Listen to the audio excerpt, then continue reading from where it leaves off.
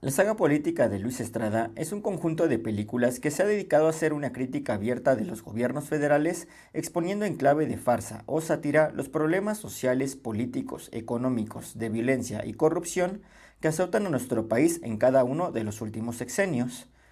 Dicha saga dio apertura con la Ley de Herodes de 1999, la cual hacía énfasis en todo el sistema corrupto de la que fue partícipe el PRI a través de más de 80 años que gobernó en México. El siguiente filme fue Un Mundo Maravilloso del año 2006, la cual se enfrascó en los problemas de la pobreza económica durante el gobierno de Vicente Fox, para luego dar paso al Infierno del año 2010, en pleno festejos del Bicentenario. La integrante de la hasta entonces trilogía exhibió el azote de violencia durante el gobierno de Felipe de Calderón en su guerra contra el narcotráfico. Poco después la trilogía se convirtió en tetralogía con La dictadura perfecta del año 2014, donde la víctima esta vez fueron los medios de comunicación, sobre todo la influencia que tuvo Televisa en la colocación de Enrique Peña Nieto en la presidencia de la República. Y así, tras casi 9 años, ha llegado el turno de la nueva sátira política que esta vez va direccionada hacia el gobierno de Andrés Manuel López Obrador, con el provocador título Que viva México, que poco tiene que ver, eso sí, con el filme de los años 30 de Sergei Eisenstein, aunque ambos compartan el mismo nombre. Pero antes de meternos de lleno en la quinta entrega de esta saga política, hablemos un poco de las 4 entregas anteriores. Luis Estrada, hijo del director José Estrada, director de filmes como La Pachanga, Chabelo y Pepito contra los monstruos o Mexicano, tú puedes, fue uno de los tantos directores que debutó en el programa de La Hora Marcada, así como lo hicieron Guillermo del Toro y Alfonso Cuarón, para luego ir poco a poco haciéndose un hueco en la industria, debutando con su ópera prima Camino Largo a Tijuana, para luego continuar con Bandidos, que supuso su primera colaboración con Damián Alcázar, para estrenar poco después Ámbar. Estos dos últimos filmes tienen la curiosidad de que fueron fotografiados por Emanuel El Chivo Lubezki. Sin embargo, la consolidación para Luis Estrada llegaría en el año de 1999 con la que es considerada al día de hoy su obra maestra, La Ley de Herodes, protagonizada por Damián Alcázar, Pedro Armendáriz Jr., Delia Casanova, Salvador Sánchez e Isela Vega. Es una obra que entregaba en formato minimalista un retrato vivido de lo que es el país en el ámbito político. Aquí conocemos a Juan Vargas, un político priista con buenas intenciones que es enviado a ser presidente municipal del pueblo San Pedro de los Aguaros, para poco a poco ir cayendo en la oscuridad, la corrupción y la ambición de poder. Resulta muy interesante cómo el guión de Estrada, Jaime Sampietro y Vicente Leñero, entre otros, expone algunos aspectos elementales como el inicio de la deuda externa con Estados Unidos, el apoyo que significa la Iglesia y la religión en el mantenimiento del orden social, o el uso de la lujuria para despertar el deseo de ambición del ser humano. Profundamente real, mordaz en todo momento y sobre todo altamente divertida, así es como se podría describir a la Ley de Herodes.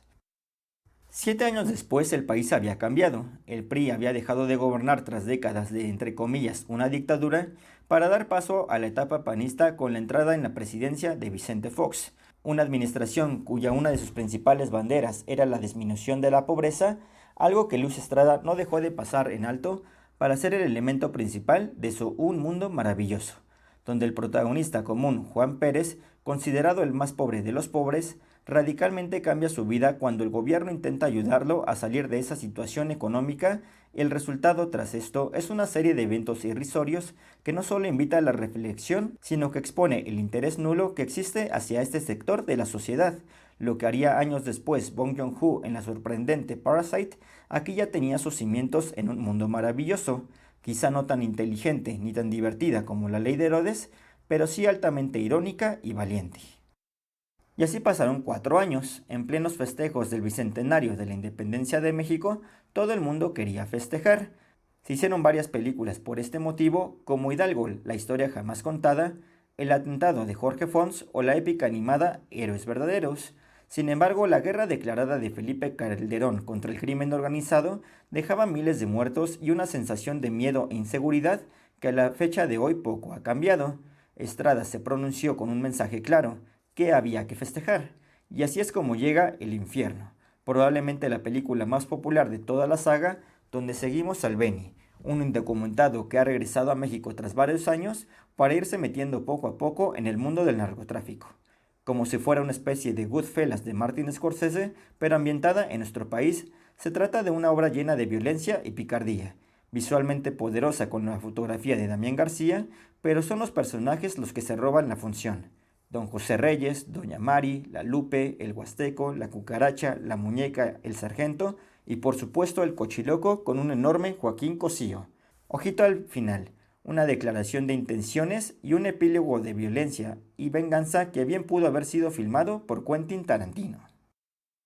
Finalmente, tras una serie de errores que la ciudadanía no perdonó al gobierno panista, el PRI regresaría al poder, eso sí, con un poco de ayuda de los medios de comunicación, alias Televisa, y su dirección tendenciosa hacia que Enrique Peña Nieto se convirtiera en el nuevo presidente de México.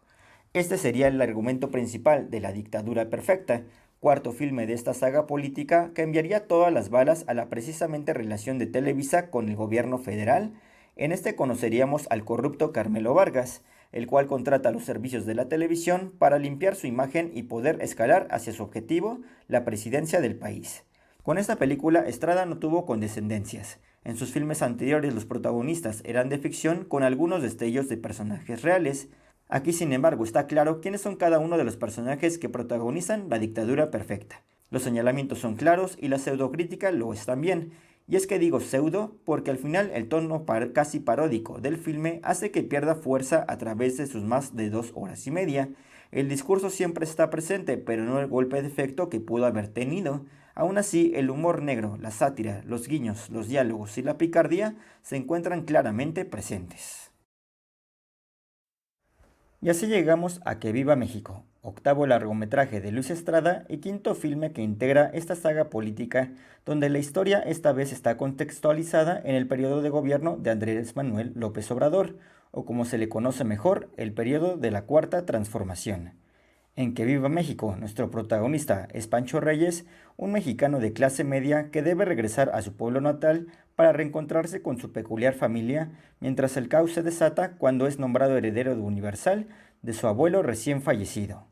Y sí, si bien el tema político se encuentra intrínsecamente en la historia, la verdadera protagonista aquí es la familia, tan coloquial como irreverente, amorosa pero llena de pecados. El guión de Estrada y San Pietro expone esa rivalidad entre el presente y el pasado, la ambición con el conformismo y por supuesto la diferencia de clases. Son esos aspectos donde se pueden encontrar los mayores aciertos de Que Viva México, alejando a la institución familiar de los retratos más clásicos que nos entregaron directores como Juan Bustillo Oro o Alejandro Galindo, para llevarnos a terreno lleno de claroscuros, acercándose al realismo mágico, pero también coqueteando con el tono tragicómico que posee la misma esencia de esta historia.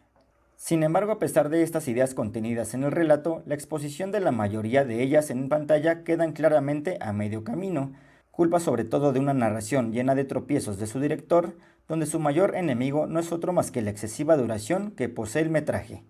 Y es que nada, realmente nada, justifica las más de 3 horas que dura Que Viva México. Y esto no es porque sucedan muchas cosas, sino porque la capacidad de síntesis y de narración se pasan por alto una y otra vez. Estrada alarga escenas sin necesidad alguna, reitera una y otra vez ideas que ya estaban en el subtexto y se extiende demasiado en cosas que se pudieron haber narrado de mejor forma. Por poner un ejemplo, en la presentación de la familia de Pancho, el director nos tiene que poner una explicación detallada de quién es cada uno de los integrantes que la conforman, en lugar de que sea la misma historia la que nos vaya demostrando quiénes son cada uno de ellos conforme avanza esta. Pero sin embargo, como el propio guión poco sabe qué hacer con todos ellos, al final terminan siendo solo estereotipos que refuerzan algunos momentos de comedia, pero para la historia en sí de poco sirven. Subtramas absurdas como la infidelidad de Pancho, el amorío de la sirvienta, la rivalidad de los hermanos Reyes no aportan nada a la historia principal y solo hacen que la trama tarde en avanzar hacia su verdadero objetivo. Ahora bien, llegado a ese punto clímax, parodiando de alguna forma al tesoro de la Sierra Madre de John Huston, al final toda la metáfora termina quedando a la deriva y no termina de entenderse exactamente cuál es el punto de Estrada. En un epílogo nuevamente infinitamente largo, los personajes terminan sembrando lo que cosecharon, sí, pero también no hay una catarsis o evolución que quede marcada. Quizá al final el punto de la crítica es vendernos la idea de que no importa quién gobierne, los ricos seguirán siendo ricos, los pobres seguirán siendo pobres, y son la gente de clase media los que terminan sufriendo las consecuencias, ya sea por destino o fortuna, o por qué no, por las decisiones que tomamos, las de nuestros cercanos y las de nuestra propia familia. Sobre el discurso de crítica política que había sido el principal protagonista de esta saga, Que Viva México termina quedándose muy corta, y es que parece ser que las mejores formas de mofarse del gobierno actual que ha encontrado Estrada es hacer unos chistes sobre algunos términos famosos del actual presidente, tales como fifís o la mafia del poder. Pero más allá de estas referencias divertidas, la crítica es demasiado débil y poco tiene que ver con lo mordaz que había sido en las otras entregas. Ante todo esto, queda decir Que Viva México es quizá el filme más blando y regular de la saga política de Luis Estrada, muy alejado de obras más redondas como La Ley de Herodes o El Infierno, pero incluso no llegando ni siquiera a la mordacidad del discurso de Un Mundo Maravilloso o La Dictadura Perfecta. Hay ideas que están, sí, pero en general se trata de una obra que no ha sabido sintetizar todas ellas para un mayor punch en pantalla. Queda esperar si en unos años, cuando llegue la inminente sexta entrega para el nuevo sexenio 2024-2030, si Estrada se reencontrará con ese cinismo que lo caracteriza o seguirá por este camino no del todo políticamente correcto, pero sí mucho más accesible y blando con el gobierno federal.